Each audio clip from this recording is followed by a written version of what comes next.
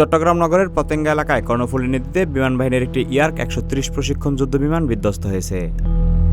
বৃহস্পতিবার ৯ মে সকাল 10:30টার দিকে চট্টগ্রাম বন্দরের পতেঙ্গা কন্টেইনার টার্মিনাল এলাকায় এ ঘটনা ঘটে। আন্তঃবাহিনী জনসংযোগ অধিদপ্তরের এক বার্তায় এ তথ্য নিশ্চিত করেছে।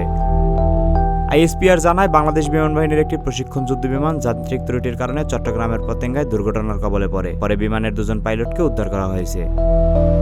এদিকে খবর পেয়ে ঘটনাস্থলে নৌবাহিনী ও পুলিশ সহ অন্যান্য সংস্থার কর্মকর্তারা উদ্ধার তৎপরতা চালাচ্ছেন। খোঁজ নিয়ে জানা গেছে, প্রশিক্ষণ বিমানটি উড্ডয়নের কিছুক্ষণ পরে এটিতে যান্ত্রিক ত্রুটি দেখা দেয়। এক পর্যায়ে বিমানটি আগুন ধরে যায়। এ সময় বিমানে থাকা দুজন পাইলট প্যারাশুট নিয়ে নেমে যান। এক পর্যায়ে বিমানটি কর্ণফুলী নদীতে বিধ্বস্ত হয়।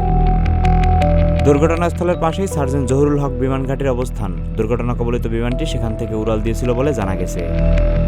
যুদ্ধবিমান বিধ্বস্তের কারণে চট্টগ্রামের শাহ আমানত আন্তর্জাতিক বিমানবন্দরে ফ্লাইট ওঠানামার ক্ষেত্রে কোনো সমস্যা হচ্ছে না বলে জানা গেছে। বিমানবন্দরের পরিচালক গ্রুপ ক্যাপ্টেন তাসলিম আহমেদ বলেন, বিমানটি রানওয়ের বাইরে বিধ্বস্ত হয়েছে। এ কারণে বিমানবন্দরে উড়োজাহাজ ওঠানামার ক্ষেত্রে কোনো সমস্যা হচ্ছে না। বিমানবন্দরের কার্যক্রম স্বাভাবিক রয়েছে।